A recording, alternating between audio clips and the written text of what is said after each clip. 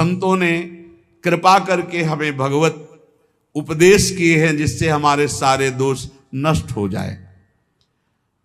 कह रहे हैं कि इस संसार में कैसे जाना जाए कि ये आदमी नरक जाएगा, अपने को कैसे जाना जाए कि हम नरक जाएंगे।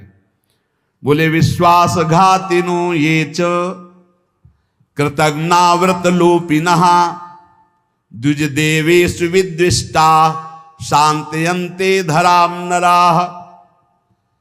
जिसने किसी को विश्वास दिलाया और विश्वासघात कर दिया उसको नरक की प्राप्ति होगी।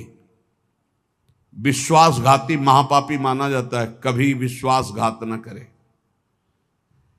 कोई शरण में आ जाए या किसी को वचन दे दे या किसी को विश्वास दे दे फिर विश्वासघात करे, उसको नरक की प्राप्ति होती है। दूसरा, कृतज्ञ, तुम्हारे साथ उपकार किया, तुमने उपकार नहीं माना, उसका अमंगल किया, नरक की प्राप्ति होगी। तीसरा, आज से मैं ये करूंगा ऐसा व्रत लिया और व्रत तोड़ दिया बीच में, उसको नरक की प्राप्ति होगी।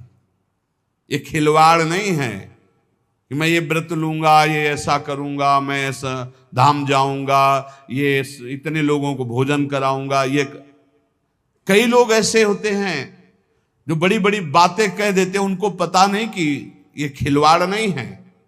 ऐसा कर दूंगा, ऐसा कर दूंगा, ऐसा कर दूंगा, और किया कुछ नहीं, पहुंच गए नरक। व्रत का उल्लंघन करने वाले, प्रतिज्ञा का उल्लंघन करने वाले, नियम का उल्लंघन करने वाले नरक को प्राप्त होते हैं। मैं इतनी परिक्रमा करूंगा, मैं ऐसा करूं, कुछ भी नहीं। कोई नियम को ऐसे मत लो कि मैं ये करूंगा। हे प्रभु की इच्छा होगी, समय रहा, जीवन रहा तो हो जाएगा, नहीं रहा, आप सामय के मर गए तो।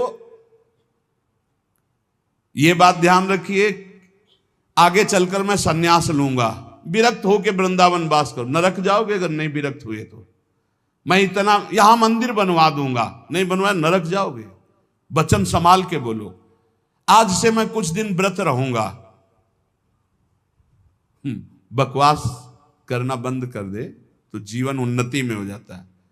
शाम का भोजन नहीं करूंगा, एकांत भजन करूंगा, नहीं भोजन मत करना लेकिन सेवा करो, भजन करो।